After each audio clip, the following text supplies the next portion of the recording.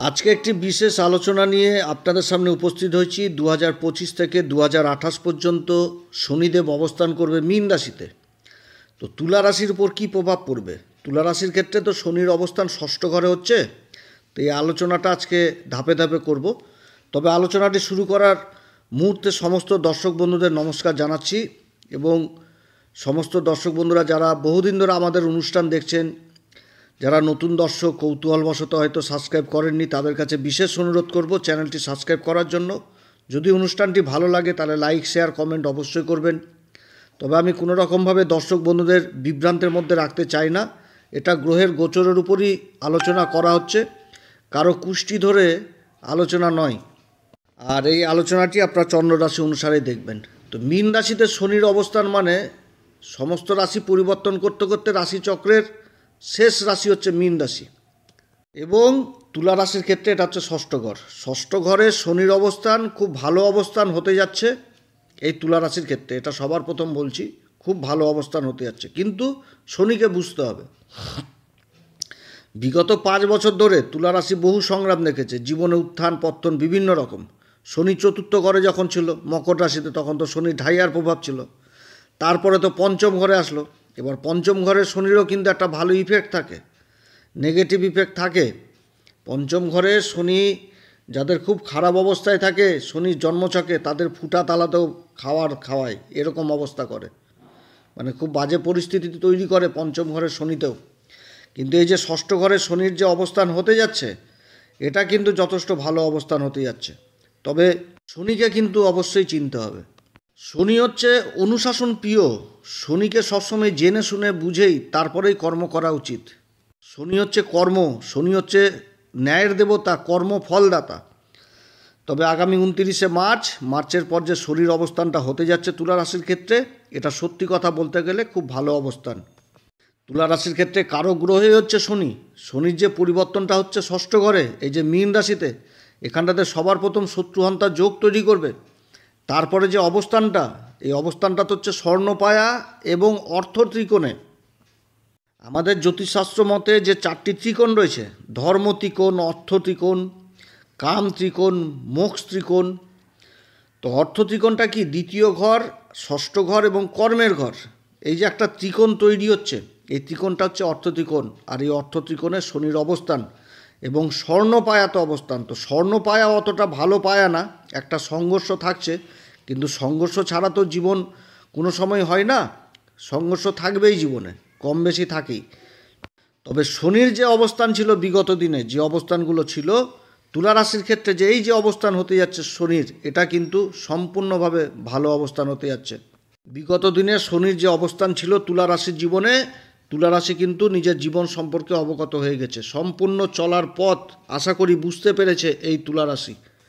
এবার শনির অবস্থান হচ্ছে এই অর্থ ত্রিকোণে, অর্থাৎ এই সময় ষষ্ঠ ঘর যেরকম অ্যাক্টিভ থাকতে, তার সাথে কিন্তু কর্মের ঘরও অ্যাক্টিভ থাকছে, তার সাথে আবার দ্বিতীয় ঘরও অ্যাক্টিভ থাকছে, যেটা হচ্ছে ধনসম্পত্তির ঘর অ্যাক্টিভ হচ্ছে, যেহেতু এটা অর্থ ত্রিকোণ।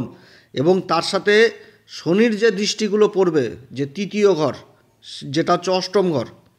তৃতীয় ঘর মানে তো অষ্টম ঘর, বৃষ রাশি। এবং তারপরে যে সপ্তম দৃষ্টি পড়ছে দ্বাদশ ঘরে, যেটা হচ্ছে কন্যা রাশি। এবং দশম দৃষ্টি পড়ছে আবার ধনু রাশিতে, যেটা হচ্ছে তুলা রাশির ক্ষেত্রে পুরুষার্থ পরাক্রমের ঘর। তাহলে এই ঘরগুলোও কিন্তু অ্যাক্টিভ থাকছে, অর্থাৎ অর্থ ত্রিকোণ অ্যাক্টিভ থাকছে, তার সাথে শনি যেখানটাতে দৃষ্টি দিচ্ছে সেই দৃষ্টির ঘরগুলোও কিন্তু অ্যাক্টিভ হয়ে যাবে এই সময়। এবার ষষ্ঠ ঘরে শনির অবস্থান, এই অবস্থান মীন রাশিতে হচ্ছে দেবগুরু বৃহস্পতির রাশিতে। আর দেবগুরু বৃহস্পতির সাথে সম্পর্ক হচ্ছে সম না শত্রু না মিত্র। এবং দেবগুরু বৃহস্পতি দ্বারাই তো শনি আবদ্ধ। কালপুরুষ চক্রে ধনু রাশির পর মকর রাশি পড়ে, তারপরে কুম্ভ রাশি পড়ে, তারপর মীন রাশি পড়ে। তো শনি কিন্তু গুরু দ্বারাই আবদ্ধ থাকে, কারণ শনি হচ্ছে কি ন্যায়ের দেবতা। ন্যায় জিনিসটা কখন আসবে? যখন জ্ঞান আসবে, জ্ঞান জিনিসটা আসবে, তারপরে তো ন্যায়বোধটা জাগবে। তো গুরুর জ্ঞানেই তো ন্যায়টা আসছে, যার জন্য শনি যে কর্মটা করতে বলে সেটা কিন্তু ন্যায়ের কর্ম করতে বলে, এবং সেটা কিন্তু গুরুর জ্ঞানের মাধ্যমেই আসে। অতএব শনির অবস্থান যথেষ্ট ভালো। তবে শনি হচ্ছে অনুশাসন প্রিয়, যে কোনো কাজ করতে গেলে অনুশাসনের মধ্যে থেকেই করতে হবে। আবার ষষ্ঠ ঘরে এই শনির অবস্থান রোগ রিপু ঋণের ঘরে, শত্রুর ঘরে। তো তো এই ঘরে শনির অবস্থানে একটা জিনিস হবে, যারা দীর্ঘকালীন কোনো অসুখ বিসুখে ভুগছিলেন তাদের ক্ষেত্রে কিন্তু শনির গোচর যথেষ্ট ভালো হতে যাচ্ছে। এবং যারা বহু শত্রুর দ্বারা আবদ্ধ ছিল, যারা প্রতিনিয়ত শত্রু দ্বারা আবদ্ধ, শত্রু দ্বারা ক্ষতিগ্রস্ত হচ্ছিল, তো এই তুলা রাশির ক্ষেত্রে এই শনির এই অবস্থান যথেষ্ট ভালো হচ্ছে। প্রবল শত্রুহন্তার যোগ তৈরি হচ্ছে। এবং যারা বহুদিন ধরে, দীর্ঘদিন ধরে ঋণের জ্বালায় আবদ্ধ ছিলেন, কোনোভাবে পেরে উঠতে পারছিলেন না যে ঋণ কিভাবে পরিশোধ করবে, শনির অবস্থানে এটাও সম্ভব হবে এ সময় এই তুলা রাশি। তবে শনি তো হচ্ছে ধীর গতিতে চলা গ্রহ, যে ঘরে অবস্থান করবে অবশ্যই ধীরগতি নিয়ে আসবে। এবং শনির যে ফলটা দেয় সেটা আবার দীর্ঘদিন পর্যন্তও থাকে।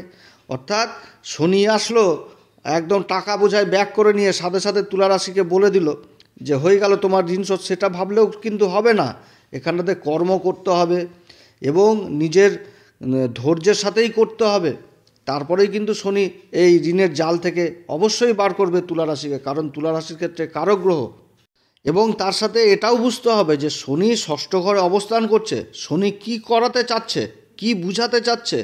আর শনির যে শর্তগুলো, সেই শর্তগুলো যদি তুলা রাশি এই সময় পূরণ করে তাহলে শনি কিন্তু ছপ্পর ফেরে ধন দিবে এই তুলা রাশিকে। শনির এই ষষ্ঠ ঘরে অবস্থান, ষষ্ঠ ঘর হচ্ছে কি কম্পিটিশনের ঘর, পঞ্চম ঘরের অধিপতি হচ্ছে শনি, ষষ্ঠ ঘরে অবস্থান করছে।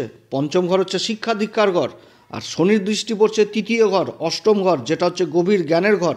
এবং শনির দৃষ্টি পড়ছে দ্বাদশ ঘর, যেটা হচ্ছে বিদেশের ঘর। অর্থাৎ যারা, যে সমস্ত ছাত্রছাত্রীদের লক্ষ্য রয়েছে জীবনে যে আমাকে কিছু করতে হবে জীবনে, এবং দীর্ঘদিন ধরে জ্ঞান লাভের গভীর জ্ঞান লাভ অর্জন করছেন কোনো বিষয়ের উপর গবেষণা করছেন বা রিসার্চ করছেন, সফলতা পাচ্ছেন না, শনির এই অবস্থানে যথেষ্ট সফলতা পাবে, গভীর জ্ঞান অর্জন করতে পারবে এবং শিক্ষার দিক থেকে বিদেশ যাত্রাও করতে পারবে। ষষ্ঠ ঘরে শনির এই অবস্থানে অর্থত্রিকোণ সম্পূর্ণভাবে অ্যাক্টিভ হয়েছে। ঋণের কবলে যারা পড়েছিলেন, কোনোভাবে ঋণ পরিশোধ করতে পারছিলেন না, শনি কিন্তু সেই রাস্তাও তৈরি করবে। কর্মক্ষেত্রে বিভিন্ন রকম সোর্স তৈরি করবে, কিন্তু কর্ম তুলা রাশিকে অনুশাসনের মধ্যে করতে হবে, কারণ শনি হচ্ছে ধীর গতিতে চলা গ্রহ। শনি ঋণ শোধ করবে কী কারণে, যে শনি হচ্ছে ষষ্ঠ ঘরে পড়েছে, যেটা হচ্ছে অর্থত্রিকোণের মধ্যে কর্মের ঘরটিও তো পড়ছে। আবার কর্মের ঘর থেকে ষষ্ঠ ঘর হয়ে গেছে নবম ঘর, আর ষষ্ঠ ঘর থেকে কর্মের ঘর হয়ে গেছে পঞ্চম ঘর। তাহলে কর্মের ঘরের সাথে নবম পঞ্চম যোগ শনি এই সময় তৈরি করেছে। অর্থাৎ যারা কর্মহীন ছিলেন, দীর্ঘদিন ধরে কর্ম পাচ্ছিলেন না, কর্ম খুঁজাখুঁজি করছিলেন, বা কর্মে কোনো রকম উন্নতি হচ্ছিল না, তো তাদের ক্ষেত্রে কিন্তু কর্মের যোগাযোগ এই শনি করাবে। এবং এই সময় বহু তুলা রাশির জাতক জাতিকারা নিজের কর্মক্ষেত্রে বিশেষ উন্নতিও করতে পারবে, কারণ যখনই কর্মে উন্নতি হবে, অনুশাসনের মধ্যে করবে, ধর্মের পথে থেকে কর্ম করবে, তখনই তো ইনকাম সোর্সটা শনি যেভাবে বৃদ্ধি করাবে। অর্থাৎ সেই সময় ঋণ পরিশোধও করতে পারবে, অর্থের উপার্জন যথেষ্ট হবে এই সময়।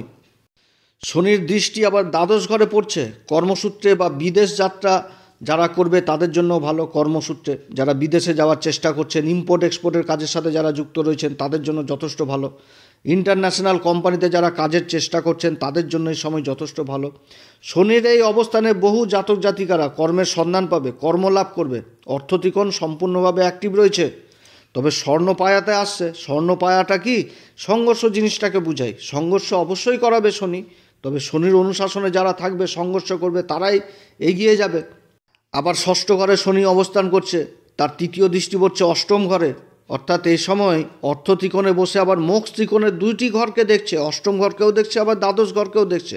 আধ্যাত্মিক চেতনাও কিন্তু এই সময় যথেষ্ট উঠে আসছে এই তুলা রাশিদের ক্ষেত্রে। একটা বৈরাগ্য জিনিস আসবে, ঈশ্বরের প্রতি আস্থা আসবে, ঈশ্বরের প্রতি যথেষ্ট ধ্যান, বা ঈশ্বরের বা ধর্মের প্রতি যে একটা নিজেকে এগিয়ে নিয়ে যাওয়া, এই সমস্ত মনোভাব তৈরি আসবে। দান ধর্ম এগুলো যথেষ্ট বাড়বে। মোট কথা, শনির যে পরিবর্তনটা হতে যাচ্ছে, এটা কিন্তু বহু ক্ষেত্রে বহু উন্নতির যোগ এই সময় তৈরি হবে, কারণ গ্রহদের যে অবস্থান হচ্ছে তাতে কিন্তু যথেষ্ট সাপোর্ট পাবে। কারণ এরপরে 2025-এ দেবগুরু বৃহস্পতির অবস্থান খুব ভালো অবস্থায় যাচ্ছে। অষ্টম ঘরে দেবগুরু বৃহস্পতি ছিল, এরপরে ভাগ্যের ঘরে প্রবেশ করবে। দেবগুরু বৃহস্পতির দৃষ্টি আবার রাশির উপর থাকছে। তারপরে আবার দেবগুরু বৃহস্পতি উচ্চ অবস্থায় কর্মের ঘরে অবস্থান করবে। সেখান থেকে আবার ডিসেম্বর মাসে আবার বক্রি হয়ে রিটার্ন চলে আসবে নবম ঘরে।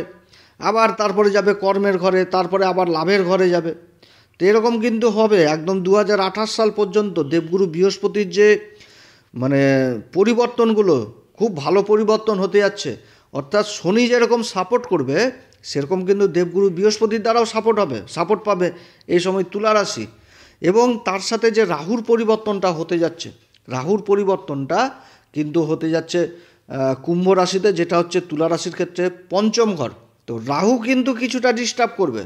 রাহু কাদের ক্ষেত্রে ডিস্টার্ব করবে? শিক্ষার্থীদের ক্ষেত্রে, যারা প্রাথমিক শিক্ষার সাথে জড়িত রয়েছেন, যে সমস্ত পিতামাতারা তাদের সন্তানদের প্রাথমিক শিক্ষার সাথে একটা যে যোগ, যে একটা ভালো গুরুর সন্ধান বা পড়াশোনাতে মনোযোগ, এইগুলো কিন্তু থাকবে না এই সময়। কিন্তু যারা আবার উচ্চশিক্ষার সাথে জড়িত রয়েছে, উচ্চশিক্ষা, তাদের ক্ষেত্রে রাহুর এই যে অবস্থান হতে যাচ্ছে, এটা কিন্তু খুব ভালো অবস্থান হতে যাচ্ছে তুলা রাশির ক্ষেত্রে। এটা কিন্তু আমি তুলে ধরলাম, এখনও পরিবর্তন আসেনি, আসবে যখন তখন খুব ভালো মতন করে সেটা তুলব। এবং সব দিক থেকে তুলা রাশি যে অসুবিধাগুলো বিগত দিনে ছিল, সেই অসুবিধাগুলো এই শনির পরিবর্তনের মাঝে থেকে কিন্তু পরিবর্তন হয়ে যাচ্ছে। শনি প্রবল শত্রুহন্তার যোগ তৈরি করছে এই ষষ্ঠ ঘরে। তবে শনি যে শত্রুহন্তার যোগ তৈরি করছে তার মানে এটা না যে আসলো আর শত্রুদের মেরে দিল। শনি হচ্ছে কি প্ল্যান, পরিকল্পনা, ধীর গতিতে চলা গ্রহ, যেটা করবে ধীরে সুস্থে করবে। শত্রু বুঝতেও পারবে না যে শত্রু এখানটাতে নিজাত হয়ে গেল, নিজের ট্রেন নিজের পাবে শত্রু, মানে এই রকম জিনিস তৈরি করে। মঙ্গলের মতন না, মঙ্গল যখন ষষ্ঠ ঘরে অবস্থান করে মার কাট করে, কিন্তু শনি যখনই ষষ্ঠ ঘরে অবস্থান করে, শনি তো হচ্ছে সব থেকে পেশেন্ট, ধৈর্য, ধীর গতি। তাহলে শনি কিন্তু ধীর গতিতে চিন্তা ভাবনা করেই কিন্তু একটা শত্রুকে অ্যাটাক করবে এবং তাকে কিন্তু পরাস্তও করবে। এই ষষ্ঠ ঘরে শনি খুব ভালো অবস্থান হতে যাচ্ছে। তো যাই হোক, আমি তো শনি সম্পর্কে আলোচনা করলাম। এবার হয়তো কারোর জন্মকুষ্ঠিতে শনিই হয়তো খারাপ হয়ে পড়ে রয়েছে, তো তাদের কাছে বিশেষ অনুরোধ করব, আপনারা ভালো লোকের কাছে অবশ্যই পরামর্শ নেবেন। কিন্তু নো ডাউট খুব ভালো অবস্থান শনির অবস্থান এই তুলা রাশির ক্ষেত্রে। তুলা রাশি এই সময় কোন উপাচার করবে? তুলা রাশি প্রত্যেক দিন হনুমান চল্লিশা, বজরং বাণ এগুলো পাঠ করবেন এবং এই সমস্ত পাঠ করার আগে শ্রীরাম সীতার প্রণাম মন্ত্র করবেন এবং গুরুর দীক্ষা নেবেন। গুরু তো গুরুই হয়, তুলা রাশির মেন হচ্ছে শুক্র। তো শুক্র গুরু, আবার দেবগুরু বৃহস্পতি গুরু, অর্থাৎ গুরু কিন্তু প্রয়োজন রয়েছে তুলা রাশির ক্ষেত্রে। তো যারা গুরুর দীক্ষা নেননি অবশ্যই গুরুর দীক্ষা নেবেন। এবং তার সাথে বলবো, শনির যে অবস্থান, এই যে অর্থ ত্রিকোণে যে কোণগুলোর কথা তুলে ধরলাম, যে অর্থ ত্রিকোণটা কীভাবে তৈরি হচ্ছে, দ্বিতীয় ঘর, ষষ্ঠ ঘর, কর্মের ঘর দিয়ে, তো কর্মের ঘরেও কিন্তু বিশেষ ইফেক্ট থাকবে। অর্থাৎ কর্মক্ষেত্রে কোনো সময় নিচুতলার লোকদের অসম্মান করবেন না, তাদেরকে যোগ্য সম্মান দেবেন। যার যেটা পাওনা অবশ্যই বুঝিয়ে দেবেন। কারোর মানে সৎ পথের ইনকাম 2 নম্বরই পথে খাওয়ার চেষ্টা করবেন না।